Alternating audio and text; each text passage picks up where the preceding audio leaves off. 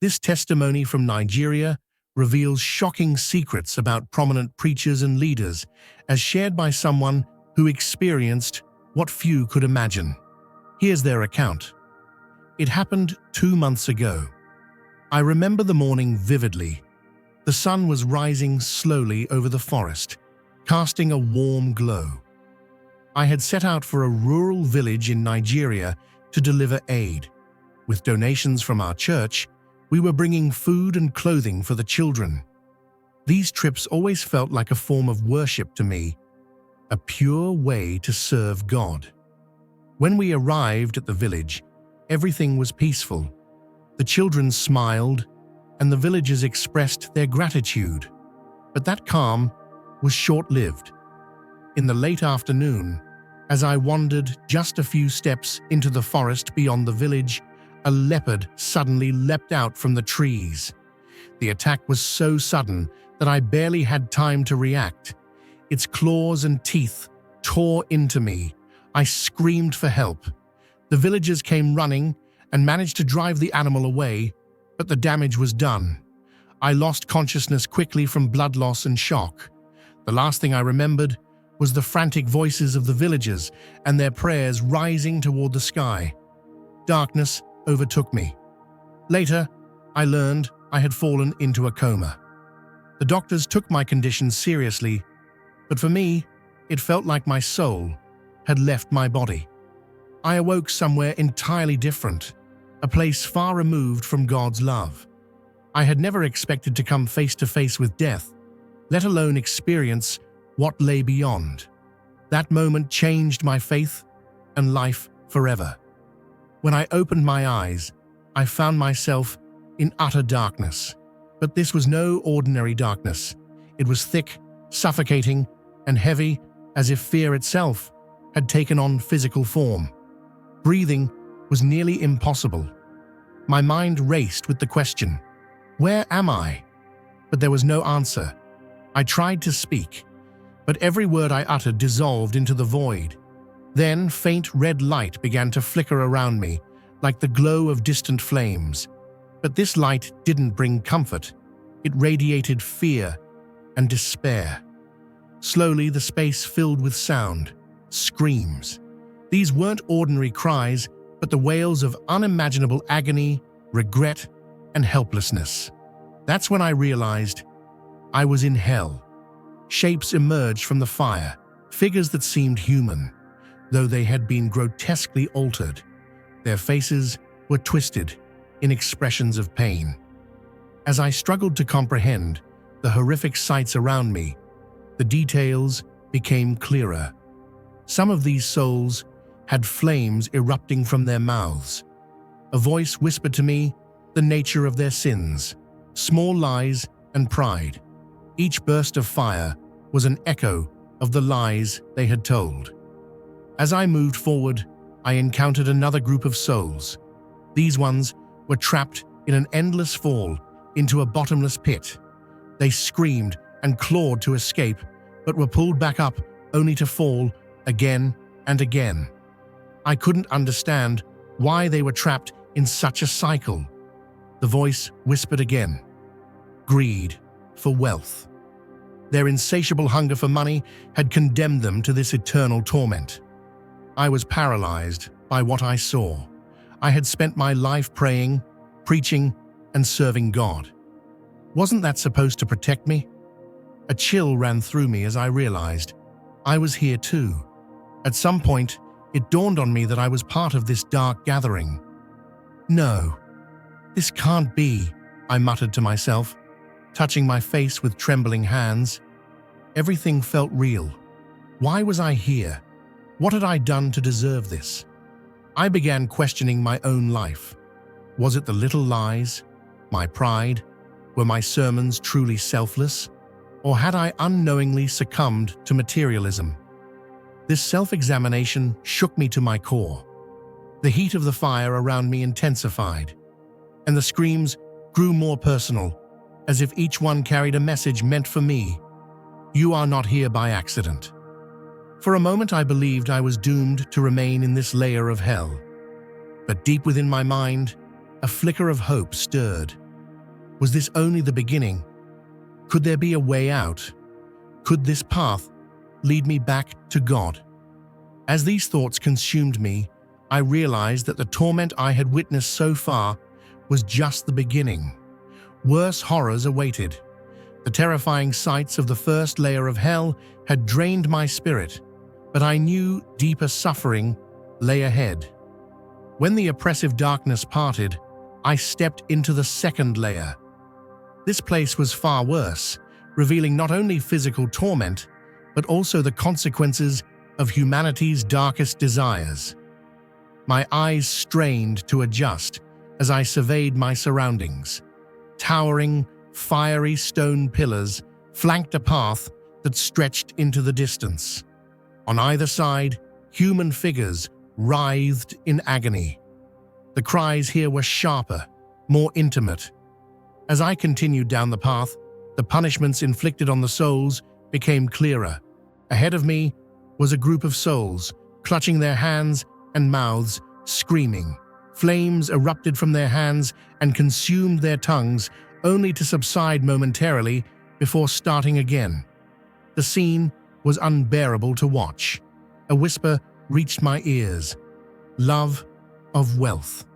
These people were being punished for their obsession with money and earthly pleasures.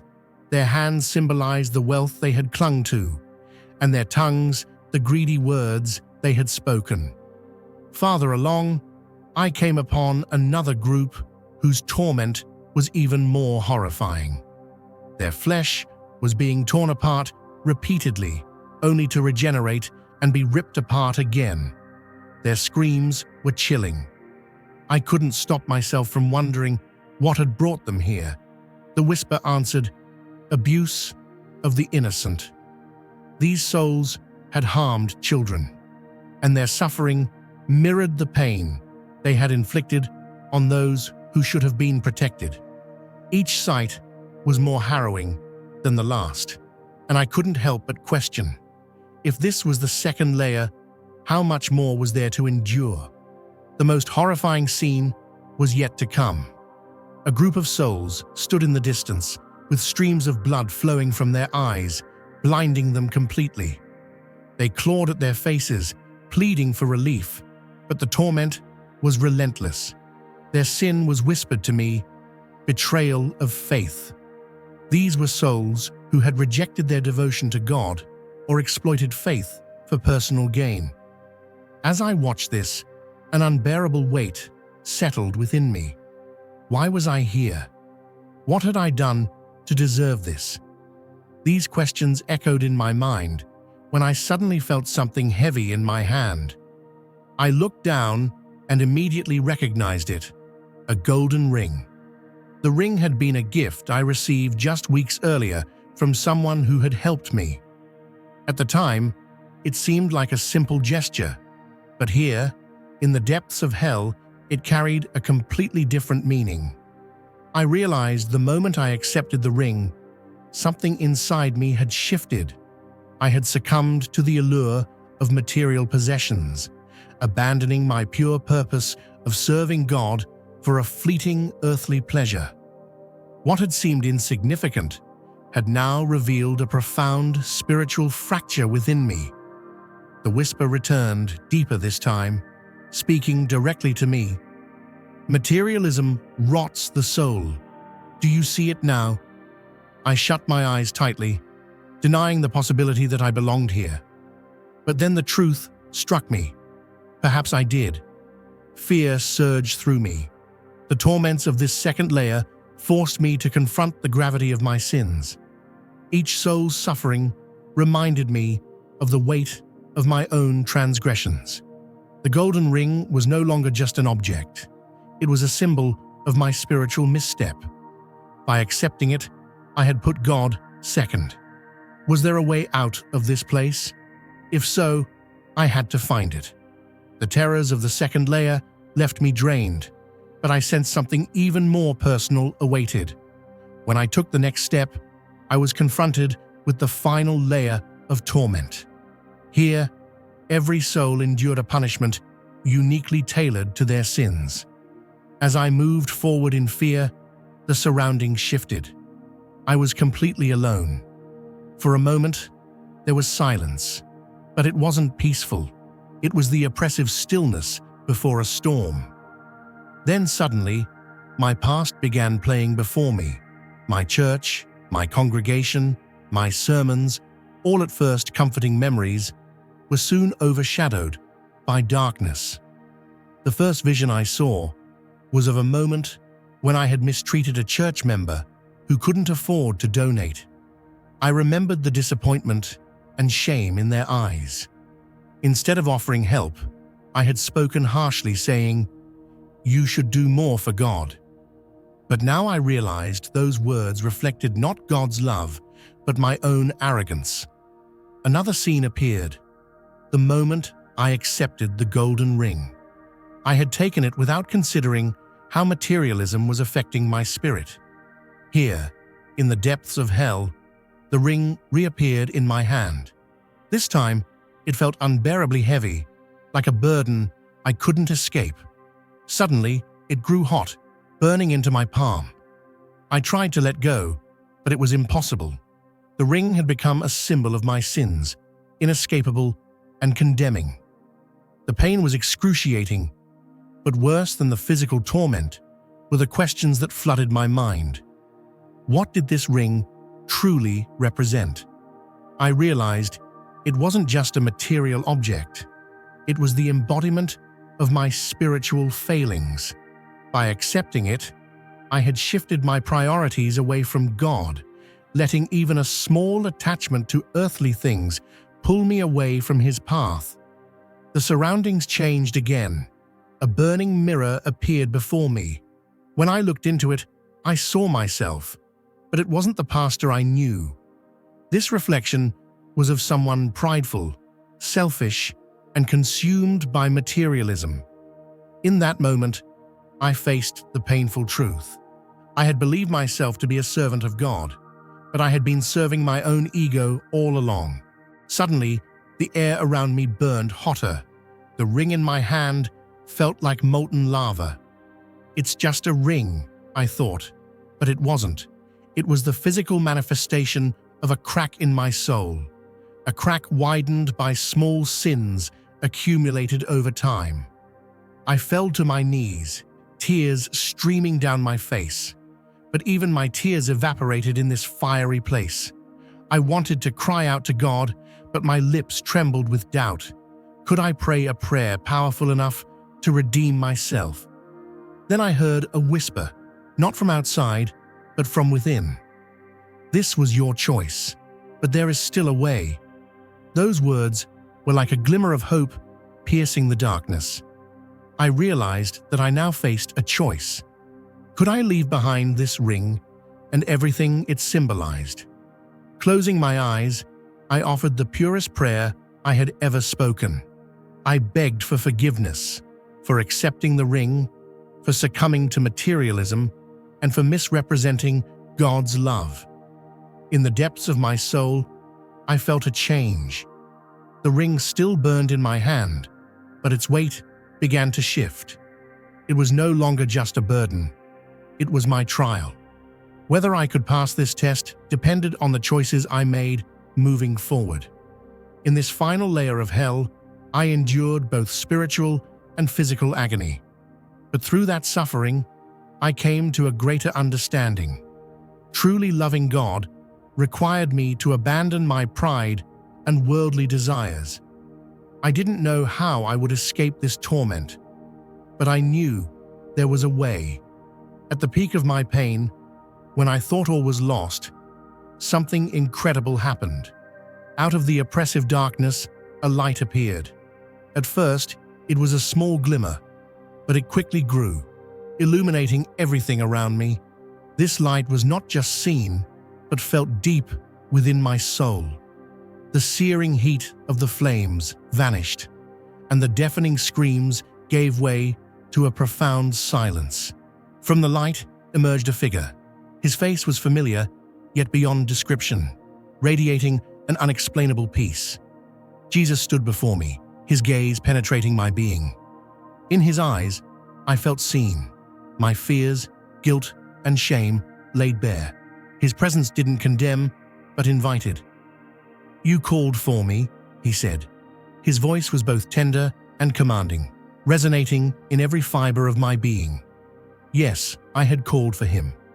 In the depths of despair, I had sought forgiveness and salvation, and he had answered. Jesus stepped closer, speaking with authority and compassion. Humanity has strayed from faith, drawn by the lure of wealth and power. They pursue temporary gains, forgetting true love and devotion. As he spoke, a series of vivid images appeared before me. I saw opulent displays of wealth among the clergy, golden thrones, extravagant robes, and grand palaces. Once sanctuaries of spiritual nourishment, many churches had become monuments to greed. Jesus continued, "Many who claim to represent faith have veered far from my path. They take pride in their riches and elevate materialism above my teachings. But my message was always love, sacrifice, and humility. The church has become a battleground between God and worldly desires. This is humanity's greatest test." His words struck a deep chord within me. I realized I had been complicit, unknowingly valuing material possessions over pure devotion. The golden ring in my hand was more than just a gift. It was the symbol of my misplaced priorities. That's why I was here. "What can I do, Lord?" I asked, my voice trembling. Jesus looked at me with infinite compassion. "I give you a mission," he said. "Teach others about true love and faith. Help them seek spiritual peace over material wealth. Show them the fleeting nature of worldly possessions and the eternal nature of my love." His words etched themselves into my soul. Jesus had shown me a way out of the darkness, but it wasn't just for me. It was a mission to bring his message to others, to guide them toward love, humility, and unwavering devotion to God. He gazed at me one last time and said, "This is a beginning. Now wake and fulfill your purpose." His light intensified, enveloping me completely. The pain dissolved, replaced by an indescribable peace. The horrors of hell faded into distant memories as I felt my soul reborn. Suddenly, I opened my eyes. The brightness of the hospital room was blinding, compared to the darkness I had just left. My body ached, but the heaviness in my spirit was gone, replaced by a profound sense of lightness. Voices surrounded me, the concerned murmurs of doctors, the rhythmic beeping of monitors. I was alive. Tears streamed down my face, not from pain, but from gratitude. God had granted me another chance. In that moment, I felt an overwhelming peace. I thought of the terrifying depths I had seen and the divine mercy that had pulled me back. Looking around at the faces of the doctors and nurses, I saw them not just as professionals, but as instruments of God's grace. Each one was a reflection of His love, a reminder of the second chance I had been given.